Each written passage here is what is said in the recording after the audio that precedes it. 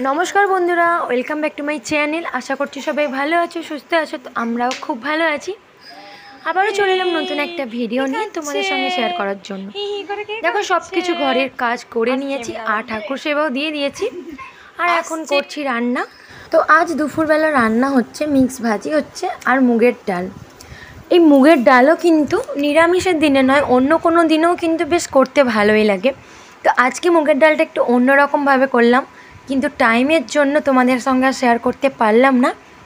তো মুগের ডালটাকে প্রথমে তো ভেজে নিয়ে সেদ্ধ করতে দিয়েছিলাম প্রেশার কুকারে, একটা লঙ্কা দিয়ে আর টমেটো দিয়ে। তো তারপর আমি তেল দিয়ে দিয়েছিলাম জিরে, আদা রসুন, জিরে বাটা, কারি পাতা, তো সমস্ত রকম দিয়ে আমি তারপর ডালটা দিয়ে দিয়েছিলাম। লাস্টে একটু ঘি দিয়ে নামিয়ে নিলাম। আর বিকালের দিকে গিয়েছিলাম গার্ডেনে। তারপর রাত্রেবেলা এসে রান্না করলাম। আর দেখো কি রান্না হচ্ছে, ভাত হয়ে গেছে আর এখানে আমি ঘুষো মাছগুলো ভেজে নিয়েছি। তো কচু আলু বেগুন দিয়ে ঘুষো মাছ দিয়ে হবে। তো চলো তাহলে তোমাদের সঙ্গে আজকে এই রেসিপিটাই শেয়ার করব। মাছগুলো ভেজে নিয়েছি আর কচু আলু বেগুনও আমি ভেজে নিয়েছি। তারপর কড়াইতে তেল দিয়ে পেঁয়াজ ভেজে নিয়েছি, নিয়ে আমি দিয়ে দিয়েছি আদা রসুন বাটা। আদা রসুনটা বেটে ভালো করে আমি দেখো শিলনোড়াটা ধুয়ে রেখে দিচ্ছি পরিষ্কার পরিচ্ছন্ন করে।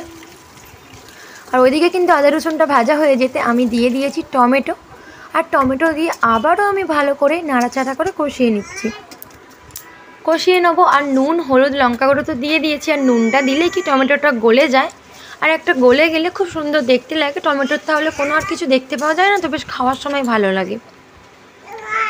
তারপর দেখো একটু সামান্য পরিমাণ জল দিয়ে দিয়েছি, জল দিয়ে আমি কষিয়ে নিচ্ছি। আর এদিকের অবস্থা এখন প্রচুর খারাপ। আগে রান্নাবান্না করব, তারপর আমি সব গোছাবো, আর এখন গোছানোর মতন টাইম নেই। তারপরে দেখো কচু আলু বেগুন আমি দিয়ে দিয়েছি একসঙ্গে, সব কিছু দিয়ে ভালো করে আমি কষিয়ে নিচ্ছি। আর এইগুলো সব কিছু রান্নাতেই কিন্তু কষানোটা দরকার, আর কষালে তো একটা রান্নার টেস্টই আলাদা হয়। তারপর দেখো সামান্য পরিমাণ আরও একটু আমি জল দিয়ে দিলাম, পরিমাণ মতন তোমরা তোমাদের জল দিয়ে দেবে। দেখো দিয়ে দিয়েছি। এইবারে আমি চাপা দিয়ে দিলাম, সেদ্ধ হওয়ার জন্য রেখে দিলাম প্রায় 10 মিনিটের মতো। তারপর দেখো 10 মিনিট পর যখন ফিরে আসলাম দেখলাম কচু আলু বেগুন সেদ্ধ হয়ে গেছে।